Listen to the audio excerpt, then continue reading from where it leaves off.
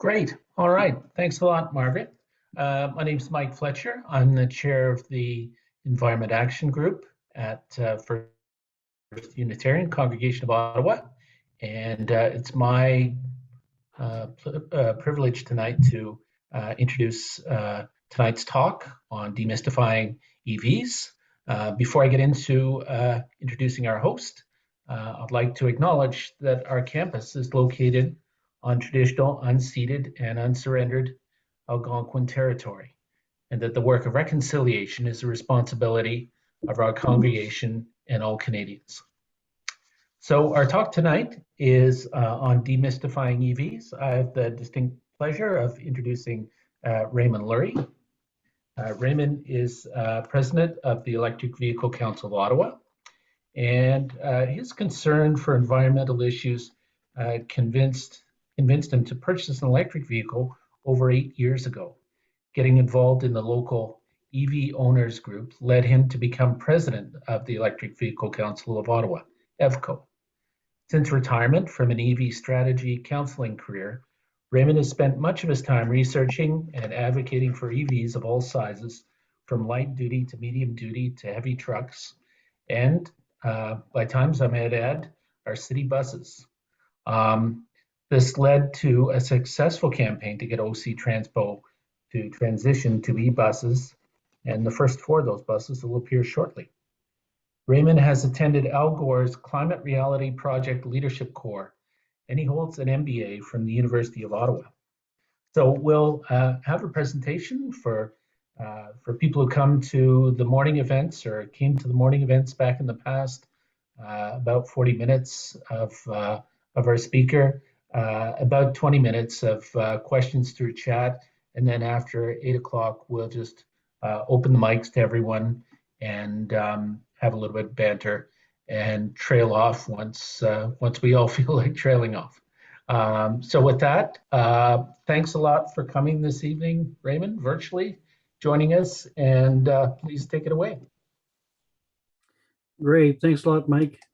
Actually, I retired from a career in IT, not in EV, but it was a did I substitute EV for IT? I'm sorry. Yes, you did. That's okay. Okay. That's okay. So we'll go right on to the agenda for tonight. So we're going to start by talking about EVCO, what we are and what we're doing. Then we'll dive into EV myths and why we're going to concentrate on why they're better than internal combustion engine. So ICE refers to internal combustion engine vehicles. Okay, and then we'll talk specifically about EVs and the environment, because there's a lot of myths about EVs and their impact on the environment that are circulating, and we'll talk about those.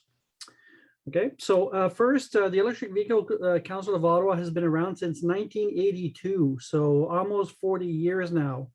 When we started off, I wasn't part of it, but when it started off, it was a bunch of enthusiasts that what they were doing is converting gas vehicles to electric vehicles mostly. So since then, things have changed quite a bit. There are a lot of electric cars available commercially now, and it's much cheaper to buy those. So we don't do conversions anymore. But what we're doing, though, is we're doing lots of user education or community or education about EVs and their the benefits that they bring to society. So for us, it's mostly about reducing greenhouse gases, which are what is causing climate change. And that's my passion, really. So I retired 3 years ago, and my intent was to spend most of my time on climate change and electric vehicles in particular as part of that, right? So we're promoting the electrification of the transportation system, mainly because of the greenhouse gas impact, but also they're better vehicles. So there's other reasons why you'd want to drive electric. And as Mike has mentioned before, we're subject matter experts on every size of electric vehicle. And we could certainly talk about those later in the question and answer period. But as Mike mentioned, we were very active in getting OC Transpo to commit to transitioning their fleet to electric buses.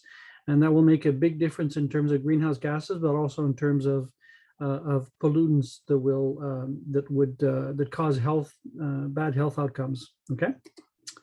So we're actually, I didn't mention it, it was written on the slide, but we're 100% volunteer nonprofit. So we're not tied to anybody. We're not selling product. We're promoting EVs. So let's go to the first myth. So the first myth is that there aren't many choices out there. So I will tell you that some of the data I have here is a bit old, but it's so, for example, the 10 models in stock at Ottawa dealers right now, I'm not sure, given the supply challenges that everybody's been having lately, whether there are still 10 different models that be in stock in Ottawa dealers right now. However, I could tell you that there are some that are in stock at the moment, but this was certainly the case pre-pandemic, and we expect it to come back to normal after the pandemic.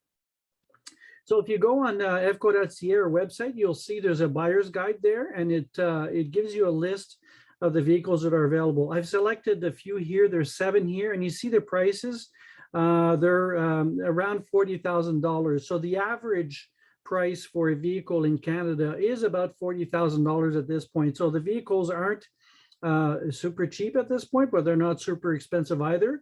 There is a $5,000 rebate available for EVs from the federal government. If you happen to live in Quebec, you would get an extra $8,000 from the Quebec government because they also provide an incentive. But bottom line is there's a bunch of models available in Canada.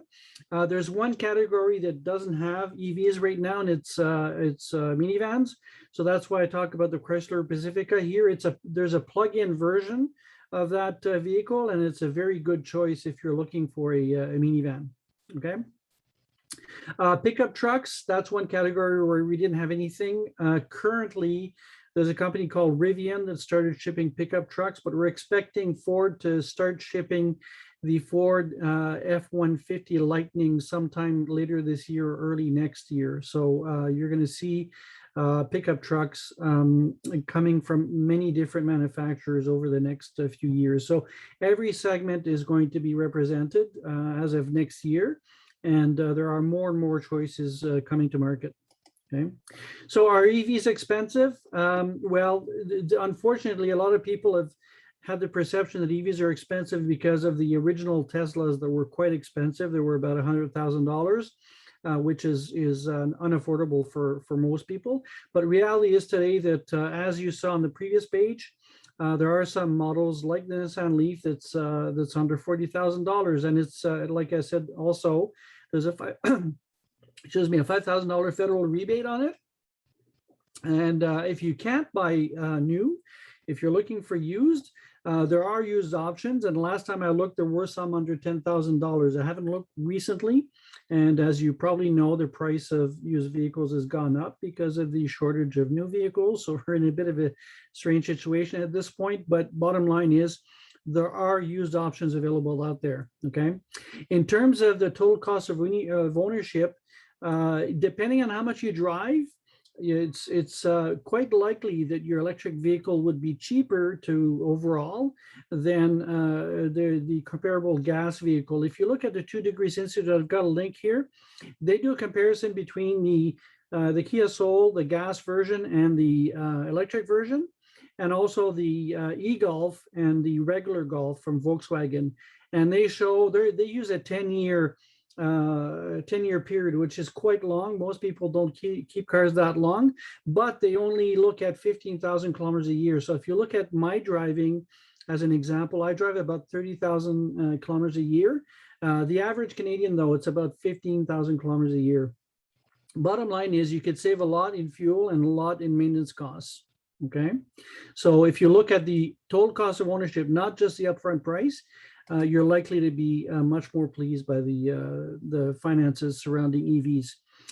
Next myth is that EVs are glorified golf carts. So that is certainly not the case. I won't belabor it because this is something that we don't hear that much anymore. And the data here is a bit dated, but if you look at the first model there, the Tesla Model S Plaid, which just started shipping a few weeks ago, It does 0 to 60 miles an hour within 2 seconds, which is crazy fast.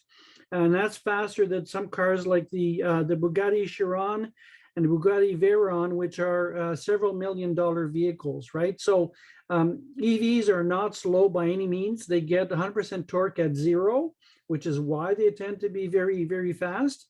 So there's no issue with passing people on the Queensway or anything of that nature. Okay. Next myth is EVs take too long to charge. So we had a brief discussion about this before we started. Most people actually, they charge at home. So if you look at my experience for charging my car, it essentially is 10 seconds to plug it in. 10 seconds is probably a bit much actually, but it just takes a few seconds to plug in the car. The next morning, the car is full, right? And if you plug your car in every night, every morning the car is full, right? So you don't have to stop anywhere to have a full tank of fuel essentially every day. The other thing is that I remember with a gas car, I've been driving electric for a while, but I remember from my days of owning a gas car, leaving early in the morning to go to work. And in the middle of winter, when it was windy, freezing, or there was rain or sleet, and having to pump gas and stay at the vehicle while the gas is being pumped, right? So that's another thing with electric vehicles.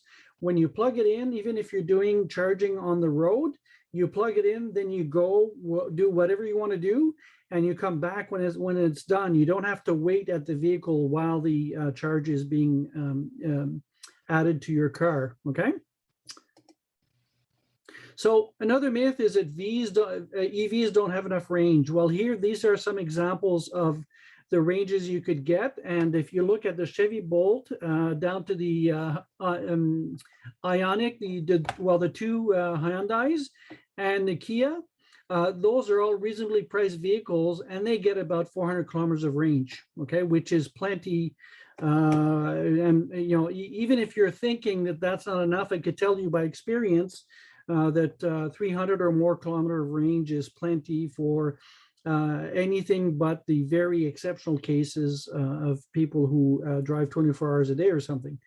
And to actually talk about charging on the road, so this is a map from plugshare.com, and a very practical map. This is showing only the high-speed chargers. So these are chargers that you would use if you're driving a long distance, and you would stop to charge at these locations, and it would take you anywhere between 10 to 40 minutes or so per charging session. It really depends on your vehicle, depends on a number of other factors, but typically you would stop for 10 to 40 minutes to charge, okay?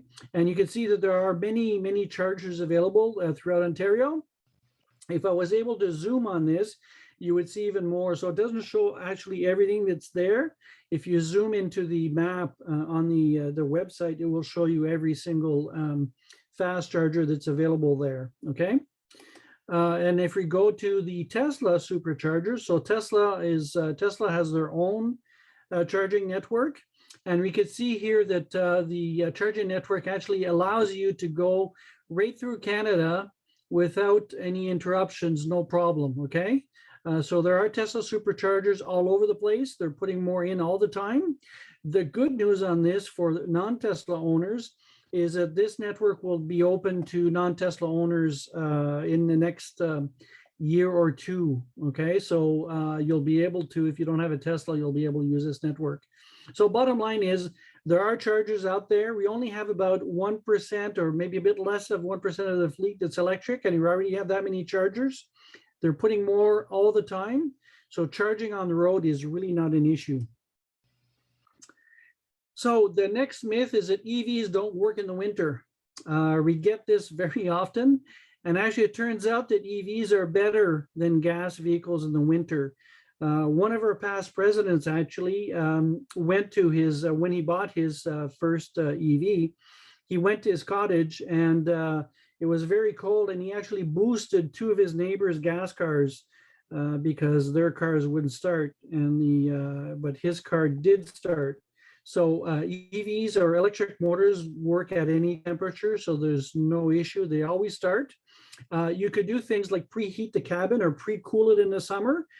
even in a garage, because the engine, the motor doesn't run when you're heating or cooling the vehicle. It's only the heating or cooling system that's working. So there's no noxious gases being produced in the garage. So you could preheat or pre-cool your vehicle at will without having to turn on the engine. You get instant heating. So if you forget to preheat your vehicle and you jump into your vehicle and it's very cold, it will only take a few minutes for the vehicle to be warm. The reason for this is that if you compare it to a gas car uses excess heat from the engine to heat the cabin. That means that the engine has to be hot before the heating in the cabin works. And the colder it is, the more time it takes for that. But an electric car uses either electric resistive heating or a heat pump to heat the vehicle. So that starts working immediately once you turn it on. Okay. We tend to think, when there's new technologies, we ask ourselves questions about, does it work in the winter or not? But we often forget that existing technologies are often compromises that we've learned to live with. One example is at OC Transpo, they store some of their buses outside in the winter. And the ones they store outside, they actually run them 24 hours a day when it's cold in the winter, because otherwise the engine wouldn't start. Okay, so none of that with electric buses or electric vehicles. They always start. That's not an issue. One thing we get often is that you lose lots of range when it's really cold. Well, if you have a plug-in hybrid like Mike has, which has a relatively small battery, he probably loses 50% of range in the winter. But the thing is, though, he has a small battery, and a larger proportion of the battery would be required to heat up the vehicle and maybe heat up the battery or whatever else there is to heat up. With a car like mine that has a much bigger battery, it's a much smaller proportion of the battery that's required for that. So I ran a test from Ottawa to Niagara Falls at -18 a couple of years back. And depending on the segment of the trip, I was losing 10 to 20% of range with that kind of cold, right? So if you're doing longer distances, you lose less range because you heat the vehicle once and you keep it hot, right?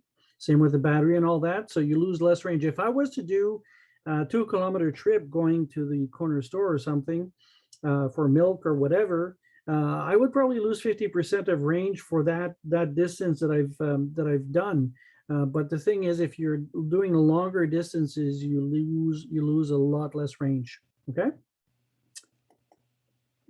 Another myth is that batteries will need replacing. Well, it turns out that if you take my example, which is pretty typical for a Tesla owner, I've got a 2013 Tesla with 282,000 kilometers. Okay, so that's 282,000 kilometers. That's a lot of kilometers for 8 years. I still have about 87% of the capacity of the battery left. Okay, so I expect the battery will outlast the car. So no, I won't need to replace the battery. Now, there are some vehicles, a Nissan Leaf in particular, that had some issues. However, the Nissan Leaf is the only model out there that does not have thermal management of the battery. So that means that if the battery gets hot, there's nothing to cool it down. And if it gets cold, there's nothing to heat it up. So the problem with the Nissan Leaf is when it gets very hot, it tends to degrade faster. So there have been some Nissan Leaf batteries that haven't lasted as long as they should, but that's because of heat and the fact that there's no thermal management. With cars like mine, there's thermal management, and the battery never gets very hot. So it's been working really well, and I expect it to keep on working well throughout the life of the vehicle. So we're also expecting that batteries, once they're finished in a car, could be used for a second life. There's a bit of an issue there with logistics and making that happen. So it's not too sure if that's going to happen so much. We expect it to happen more with heavy duty and transit buses and those types of applications where there are large quantities of similar batteries that could be reused. But once a battery is used in a vehicle, it's going to be recycled. And there are many projects underway where they are recycling batteries. and they're getting yields of 95 or plus percent of material from what they're recycling. So that's already happening today. Okay. So now we're going to talk more about EVs and the environmental impact in particular. Okay. So EVs definitely, like every other manufactured product, they have an environmental impact. There's just no getting around that. You're putting all sorts of stuff, mining raw materials, producing electricity to build the vehicle and also to power the vehicle afterwards, which is not necessarily clean electricity. So there's certainly an environmental impact when you're producing an EV. The point, though, is that over the lifetime of the vehicle, the impact is considerably less than it is with a gas or diesel vehicle. Okay, and there's other ways. I mean, if you're concerned about the environment as I am, there are other things you could do to reduce your impact. But bottom line, if you need a car for the lifestyle you have and the activities you're running, an EV is much better for the environment. And actually, we'll go into some of those details over the next few slides. So there are disinformation campaigns being run by the oil industry in particular. It turns out that the oil industry would like to slow down or stop the adoption of EVs because they want to keep their existing sales and their existing markets humming along, right?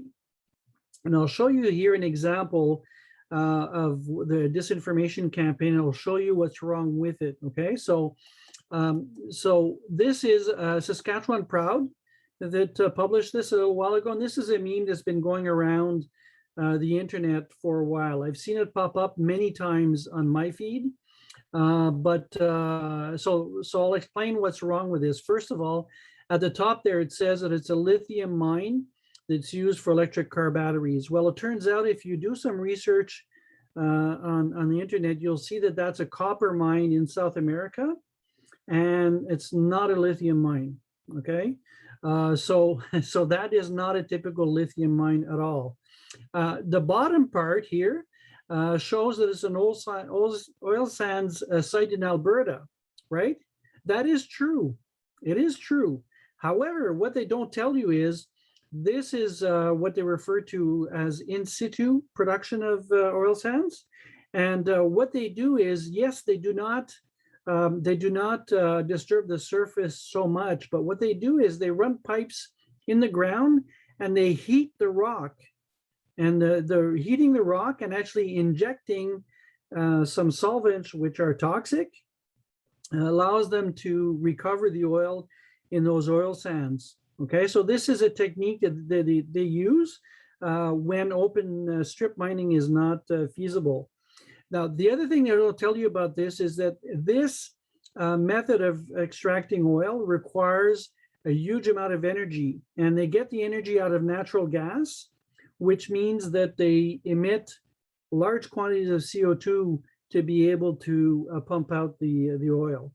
Okay, so this method of production, from strictly a greenhouse gas perspective, is actually worse than open pit mining. Okay, so it looks nicer, but it's not nicer. So this is really a false advertising, if you will. The reality of this looks a bit more like this. So true, most of the oil sands exploitations look like that, with that picture that I have there. And some of the lithium mining looks like this. This is from South America, and it's actually a potassium mine. And the lithium is a byproduct of extracting potassium from the brine that they pump from underground in this desert in, I believe it's Chile, this one. Most of the lithium actually that's used globally right now comes from Australia. About 2/3 of the lithium comes from Australia, and it's hard rock mining that they use for lithium. So bottom line is, what the oil industry is doing is they're using the techniques of the tobacco industry of the the 70s and all that to try to hold on to a market that they will they're concerned they're going to lose, right? So Lots of disinformation out there, and we'll talk about specific pieces as we go through here. So one of these, that first thing that they bring up all the time is that the production of EVs causes more greenhouse gases than internal combustion engine vehicles. Okay, so that one is a bit of there's some truth to it, but you have to really look into the numbers a bit more to understand what's happening. If you look at the Chevy Bolt in particular, it's produced in the same plant as a Chevy Sonic. Okay, slightly smaller car, the Sonic, but bottom line is, yes, the Bolt in that plant, under those conditions in Ohio, where they produce electricity with mostly coal, the Chevy Bolt will generate a fair amount of greenhouse gases during its production. That being said, it takes 10 to 20,000 kilometers before you recover that. So it's not a very long period. We're talking here about a year of average usage of the vehicle, and you're net positive in terms of greenhouse gas emissions. Okay. GM, they've talked about being net zero by 2040, but more importantly, Volkswagen, as an example, they have the ID3 and ID4. Those are the two electric vehicles that they're selling in Europe and North America right now. Well, actually, the ID4 is in North America, not the ID3. But they actually have those plants running at net zero today. So they've done an effort since Dieselgate to try to redeem themselves, I guess. And one of the things they've done for that particular plant where they're producing those models is that they've made them net zero. Now, it doesn't mean the complete life cycle of the vehicle is net zero. What they're working on right now is to have their supply chain be decarbonized. So in particular, if you know anything about the production of steel emits a lot of carbon dioxide as it's being produced. And but they're looking at getting a green steel, which would be produced using hydrogen, and that emits a lot less greenhouse gases. So they're working with their suppliers and working back up the chain to try to decarbonize that. Okay, and they're doing that specifically for the ID4 and ID3. Tesla, as an example, they're using mostly renewable energy in their plants. It's a bit tough in some areas to get renewable energy because of the grids, but their goal is to use exclusively renewable energy to produce the vehicles. So bottom line is the amount of greenhouse gases that's emitted during the production of a vehicle really depends on the make and model, and not necessarily if it's an EV or if it's an ICE vehicle. Okay. So the second myth is electricity comes from oil and gas anyways. So, well, that's not true either. So yes, there are some oil actually is used very little to produce electricity. Coal is used a lot more. Gas is certainly used, but if you look at the examples here in the chart surf, it's a bit of a night chart. But Canada sits somewhere between the two bottom one. So the bottom is France, and the one up on top of that is the UK. We sit somewhere in between those in terms of the amount of greenhouse gases produced by our electrical sector. Okay, and the gray bar gray line that's much higher there, that's a conventional vehicle, right? So you could see that even actually, as it says there, even if you power an electric vehicle exclusively with electricity that's produced using coal, it's still cleaner than a gas car. Okay, it's maybe 30% cleaner. It's not, not anywhere near as clean as if you were using greener sources of electricity, but it's still cleaner. So, and you could see also by the way the curves are set up here that every jurisdiction in the world is greening their grid. Even China, even India, they're greening their grid. So as the grid gets greener, the emissions from the electric vehicles get lower. Okay, so this is the source of energy for different provinces in Canada. You could see that Alberta, Saskatchewan, and Nova Scotia use a lot of coal. That's the pinkish color here. Those coal plants will all be shut down except for one in Saskatchewan that's doing carbon capture. They'll all be shut down by 2030. Okay, so everywhere in Canada, the electrical system is going to get cleaner. We already have one of the cleanest grids in the world. Quebec is particularly clean, same with BC. Ontario is quite clean. We do use a bit of gas, and lots of nuclear, but it's clean. We don't have many emissions from our electrical sector, okay? So another myth is that the grid will collapse if everybody has an electric car. Well, again, that's not quite true.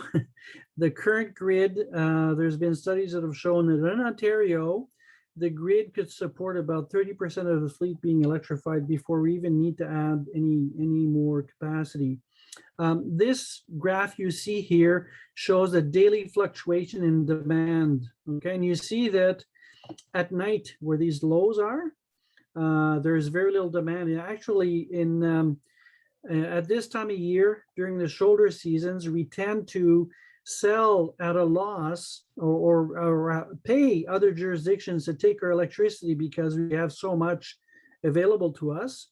About 5% of the water that we have in Ontario is wasted by letting it go over dams instead of producing electricity.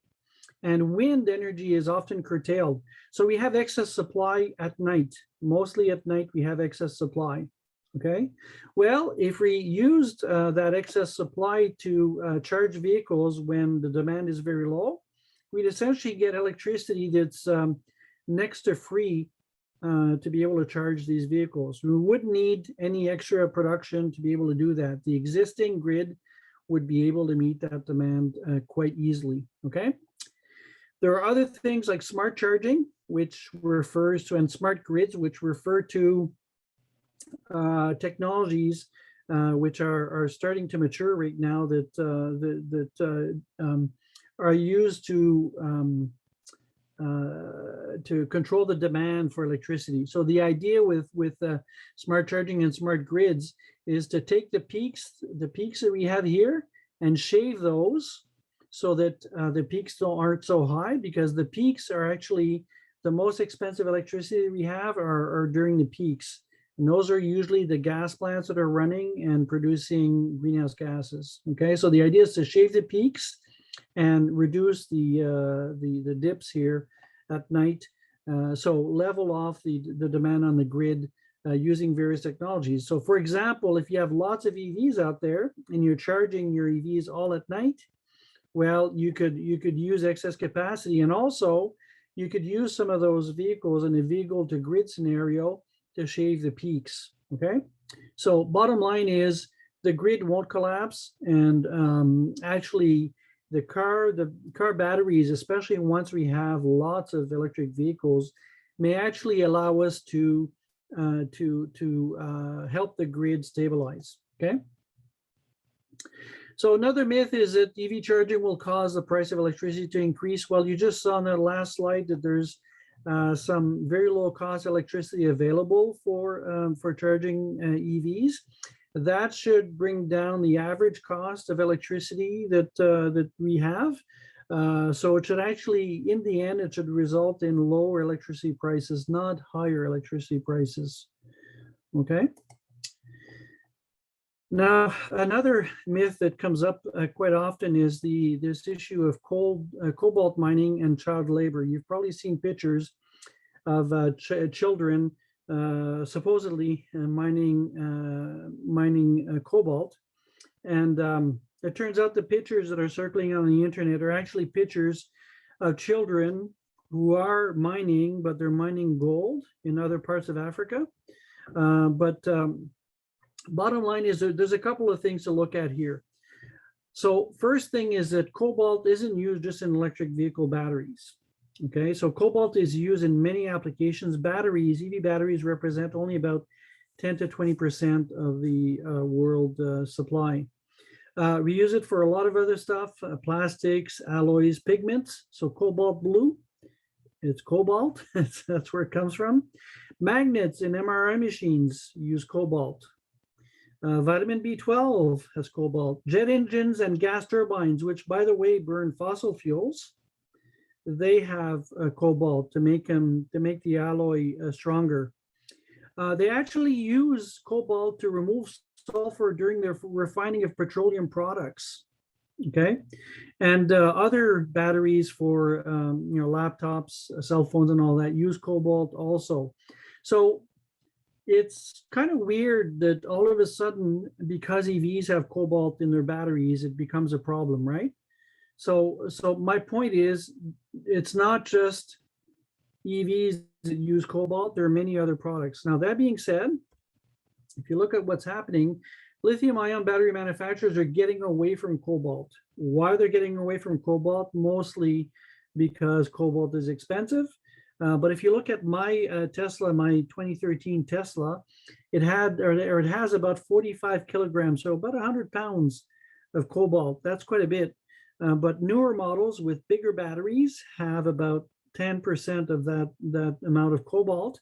And Tesla in particular have announced that they will be all their batteries will be cobalt free starting in 2022. Okay.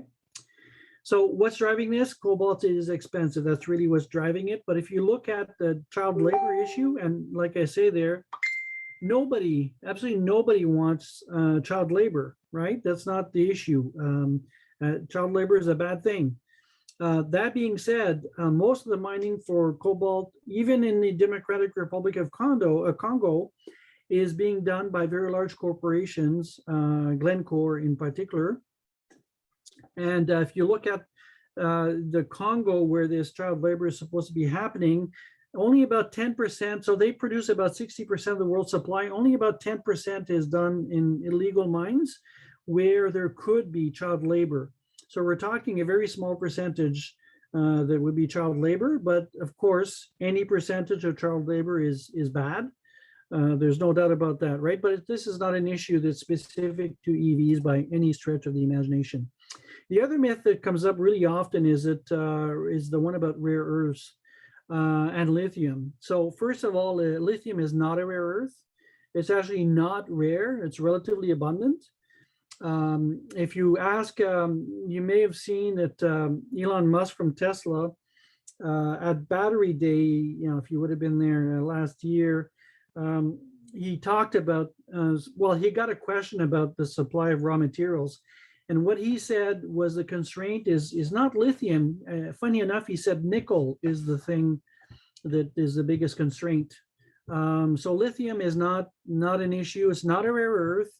The rare earths are used to make permanent magnets, which electric vehicles, some of them have some. That being said, you could use induction magnets instead. And to use the example of Tesla again, the Tesla Model 3, the front motor, there's two motors in the, there's a version with two motors anyways. The front motor is an induction motor, and the back motor is a motor with permanent magnets. I won't go through why that's the case, but the point is, we don't have to use rare earths for electric motors. We do it for specific reasons, for certain performance characteristics that make them better. Okay. Also, regular vehicles, so conventional vehicles, they contain lots of motors that have permanent magnets. So if you look at the alternator, the starter, the window motors, the wiper motors, and all that, they all have magnets. Same issue, but people aren't talking about it in terms of conventional vehicles, right? They're talking about it in terms of this being a bad thing for EVs. The other thing with modern EV batteries is that they do not contain rare earths, and they're not toxic. So if you look at the Prius, Toyota Prius, the battery of that vehicle, yes, that one is toxic, and that one contains rare earths. But that's an older technology, and modern EVs, they don't have any toxic materials, and they don't have any rare earths also. So the common ingredients for these batteries are, as I listed there, graphite, copper, cobalt, aluminum, nickel, iron, manganese, and maybe missing one or two. It really depends on the chemistry that the manufacturer is using. But again, these are not toxic. None of these are toxic. You could actually throw them into a regular landfill and they would not be considered toxic. So I'm a bit ahead of time, I think. So, That's it for my presentation. One thing I wanted to mention is that we have monthly meetings at FCO. It's the last Monday of the month except December. So our next meeting is on the 29th of November. So if you're interested in joining us to talk about EVs, we'd be happy to have you. FCO.ca will have a link to that, to how to get to the meeting. That usually is there available a few days before the meeting. And if you want to reach me, if you have additional questions after this, and I'll be happy to take as many questions as you have, you could reach me at raymond.leury@outlook.com. Great, excellent. Well, it was a great presentation, Raymond, and we've had some questions come in the chat, and a few of them are similar. They're kind of all about charging, and maybe first kind of aspect of it would just be about home charging. So the questions are around, if we're just using a 120 plug, to what degree can we get away with that versus installing a home charger? And I mean, I have some experience, and I think a couple people on the call do too. But I'll let you take it away. Yeah, so I'll take that one. And actually, that's one I get often. And actually, one of our members, or one of our founding members, actually, has been driving EVs for about 40 years now. Okay. And he's been driving oddball vehicles and conversions and all that, but he's been driving electric for about 40 years now. And he's never used anything except 120 volt charging. Okay, so bottom line is it's possible. And for most people who don't, especially those who don't drive very much every day, the average Canadian commutes only 30 kilometers per day. It would be no problem at all just using a 120 volt plug to charge your vehicle. What we do recommend, though, is if you can, it's a bit better to use a 240 volt charger. It's more efficient and gives you a bit more flexibility. You could charge overnight without any concern that you would run out of time. Mm-hmm. Yeah. My observation is I have a plug-in hybrid, and with a small battery, like you were saying, Raymond. I mean, I tried to get by with just the 120 plug, but if I had evenings where I came home and then had to go back out again and charge on the 120 plug, I'll get about 4 kilometers of range in the car, and during supper time. So I lost patience with that and put something in. Yeah, the other thing too related to that is that what we would like people to do is to charge their cars overnight, right? So if you're using 120, in some circumstances, you have to have a charge from when you get home at, say, 5 o'clock until 7 in the morning to get the range that you need. So if you're doing it on a 240, you could be charging from 1 o'clock to 3 o'clock in the morning and be done with it, right? So right. Yeah. The second question about charging is we've got some people living in multi-res, and you and I have talked about multi-residential buildings. Maybe you want to just discuss that a little bit and where you think it might be going?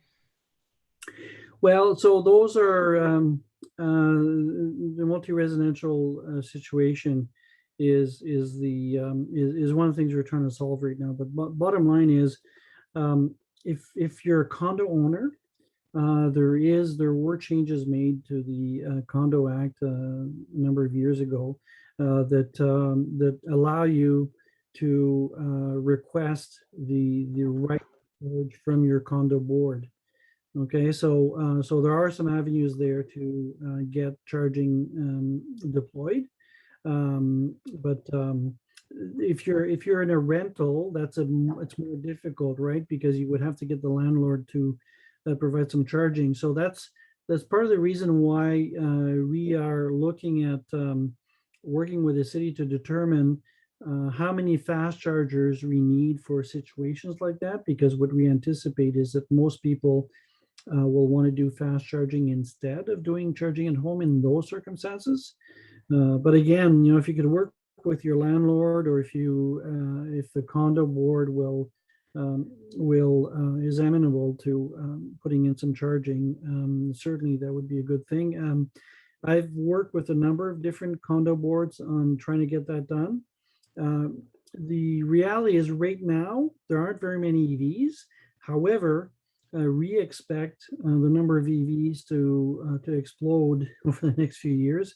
And if you see what's happening in Europe, Germany in particular, 30% market share of plug-in vehicles. So we expect that buyers of condos will want to be able to charge their cars. So having charging available at a condo property will increase the value of the condo, right? So we expect that will help convince condo boards to invest in some charging solutions. Mm-hmm. Yeah, and Sherry has a question about just what would it cost to upgrade a multi-res building for EV charging, and I know we've talked about it. That one's a toughie. Yeah, it's a tough one. It's a really tough one because it really depends what you're doing. So we said that 120 volt is enough for most people, right? So if you have a condo, say with 100 units, and you want to charge 5 to 10 cars, you may be able to do it with the existing circuits that are there using 120. Where it will become a problem is when you want to do more than that, and you want to be able to manage the charging so that you don't exceed the capacity of the electrical system at the building and all that, right? So how much does it cost? Well, it's really very hard for me to tell you that, because every building is different, and some buildings have a lot of spare capacity, others don't. Some buildings, it's very easy to put extra wiring in there, others it's not. So it's very hard to tell. That being said, there is a program that's been announced by Ottawa Hydro that will be, the details aren't all out yet, but they should be out in the next few weeks. They will be providing some financial assistance up to $5,000 per charging station, and up to 50%, $5,000. So that doesn't mean that the typical charging station costs $10,000. What it means, though, is if you have a building that's got, say, 100 parking stalls, and you want to do the initial infrastructure that would allow you to grow that to every spot eventually, well, the first few will be more expensive than the last few, right? Mm-hmm. So that may give you some room to size things appropriately for future-proofing your installation, instead of just supplying a charger to a few stalls, right? Mm-hmm. Yeah. One thing you mentioned earlier too, just the rental people maybe looking for getting served by a fast charger. I remember when I was involved with the city and working with Electric Circuit, putting some fast chargers in Ottawa. I went around Ottawa with somebody from Montreal who'd been with Electric Circuit, or was at the time with Electric Circuit, and when we stopped at the small parking lot in Chinatown at Somerset and Cambridge Street, he said, "Oh, this area's good," and he was looking up at the tall buildings, the tall rental buildings, and he's like, "These will all be customers because they can't charge at their building. They're going to want to come to this," and he's right. We've tracked charging usage. And that guy from Electric Circuit, or Circuit Electric, he really called it. That place has grown the most of all the fast chargers we put in. So that being said, there are some rental units. So Homestead in particular, I know that they've put some chargers in some of their rental properties, right? So there are some that are moving in that direction, but we're still seeing very low numbers at this point, right? And the more people ask for them, the more the landlords will want to add chargers, right? Yeah, install them and fix them. Yeah. A related question is just one that came in was just about upgrading electrical service in a home, Mhm. and that can get costly. I think dealing with hydro, it can be a sliding scale. Do you have any observations about that? Well, so the first thing is get a good, trustworthy electrician Mm, to provide you advice. I wouldn't say that. So there are situations where you will need to upgrade your supply if you want to use 240 volts, a level 2 charging, right? That being said, there's a device that exists that's available on the market, which actually the electrical code was changed to allow for this type of thing. And what the device does is it measures how much current is being used in your house, and mhm. it will take the spare, whatever is available, and allocate it to the charger. So, Yeah. so it's possible within a unit like that to relatively easily add charging without upgrading the service of the house, right? So upgrading the service of the house is one thing. The other thing is upsizing the panel if the panel is full, right? Mhm. So those are things that you may need to do if you want to put a level 2 charger in your house. But again, I would suggest get a trustworthy electrician, and I will really emphasize trustworthy Mhm. electrician because it's very easy for an electrician to recommend things that aren't quite required. When I did when I put my first charger in my garage, I did stuff that I really didn't need to do. Mhm. Um, but anyways, that's Mhm. it's not the Yeah. electricity. It's because we were very new with this stuff at the time, and the Mhm. charger that I have actually is an 80 amp charger, which requires a 100 amp circuit. So, but that's a different story, right? So that's Yeah. certainly, I, You got the Tesla 80 amp charger. yeah, yeah. So I wouldn't do that today. If I was to redo it, I would not do the same thing at all today. I'd do Yeah. something simpler. Yeah. Yeah. What do you think? A level 2 charger, like 30 or 40 amps, is enough? 30 amp is plenty. The Even my 80 amp charger, I actually use it at 30 amps because I want to lengthen the period of time that it draws Mm. electricity. I don't want it to charge for 15 minutes and be done, right? I want it to do it for a longer period of time to Yeah. level out the demand, right? So, Hmm. Yeah. Um, I'll just mention maybe on a couple things on electrical upgrades. We've been hearing a bit of talk about if people could switch to, they're kind of new on the market, but if they could switch their clothes dryer to a heat pump dryer that's 120 volt, then it can free up a 240 circuit. So that might yeah, be another trick. So and actually another trick I should mention.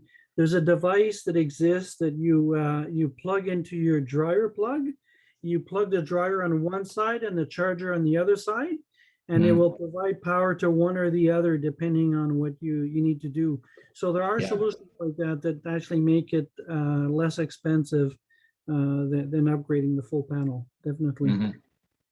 And I'll just mention the City of Ottawa's Better Homes Loan Program, which was approved in September, has up to $5,000 loans that uh, will be paid back through property tax, and upgrades to electrical service to allow renewable devices in the home, like heat pumps or electric vehicle charging. We believe it's going to be allowed. So somebody's looking at a bad bill to hefty bill to upgrade their electrical panel. Using that program, is, could be an option for them, and then they can spread the repayment out over years. So that's another possibility. So that would help with that. One other question. I think I can get maybe one other in before we'll just open all the mics and just have a bit of a free for all. But Do you have any feeling about, and this is maybe a bit off topic, but it's virtual, so you can't hit me. Do you have any feeling about fuel cells? And we're seeing a few fuel cell vehicles. Yeah, so actually, that's quite a interesting question. So what we believe, and we've done, actually, one of our members has written a book on this, and we Wow. believe, yeah, so we believe that fuel cells will not have any role in the transportation sector, including heavy trucking. The reason for that is that if you look at the production of hydrogen currently, most hydrogen is produced using natural gas. So so there are greenhouse gases emitted in the production of hydrogen for the most part. We can use hydrolysis, which would be, you use clean electricity, hydrolysis, then you wouldn't emit any greenhouse gases. Okay. Green hydrogen, as it's called, costs at the moment 4 to 8 times more than the conventional hydrogen. So there's still a bit of an issue with the price of hydrogen, but if you put aside the price for a second, if you're taking electricity to split water to get the hydrogen, and then taking the hydrogen in a fuel cell and recombining it with oxygen to get electricity and water, the full cycle for doing that is, if you include transportation and storage and compression and this kind of stuff, 25% efficiency is probably optimistic. Okay. If you take that same electricity and you put it in a battery, in a car battery, you'll get 85 to 90% efficiency. You'll get 3 to 4 times better efficiency. So even if we were able to have better hydrolyzers that would reduce the price of production for green hydrogen, the fact that it requires 3 to 4 times more energy to get the same kilometers of driving will likely always, I can't see how I can't see how fundamentally it could be cheaper than just using a battery electric car. Okay. Now for heavier vehicles, the problem, so the problem with the hydrogen, well, there's a lot of different problems with hydrogen, but the cost is a significant factor there also. If you look at the hydrogen buses that Whistler tested a few years back, the operational cost of those buses was twice that of diesel. Whereas an electric bus, the operational cost is somewhere less than 50% of the cost of diesel. So I can't see how hydrogen would overcome those issues. Now, where we see hydrogen potentially having a role for the transportation sector is long-haul shipping, long-haul trains where you cannot easily electrify them or economically electrify them, and perhaps aviation. But even with aviation, there's a fundamental problem, and trains, there's a fundamental problem in that you have to store the hydrogen at very high temperatures or very low very low temperatures or very high pressures, and that's problematic. So we expect that what they're going to do with the hydrogen for those solutions is transform them into methanol or ammonia instead, and use methanol or ammonia as the fuel more directly. Mm-hmm. So the Mirai and all the cars that the Japanese are producing that are fuel cell based, they're not going to happen. We strongly believe that there's just no economic way that they could be feasible, and it's just the chemistry and the physics is just insurmountable. Mm-hmm. Okay, so this brings us to the end of the formal session, where I've been asking the questions. We'll in a few seconds we'll just unmute everybody and have for people who want to stick around for maybe 10 minutes or 20 minutes, just a free discussion. When we do that, I wonder if I could just ask everybody to let Jillian go first, because I didn't get around to asking her question. We ran out of time. So we'll let Jillian, if you're still there, I can't see you on the list. I'm going to assume you are. You can go ahead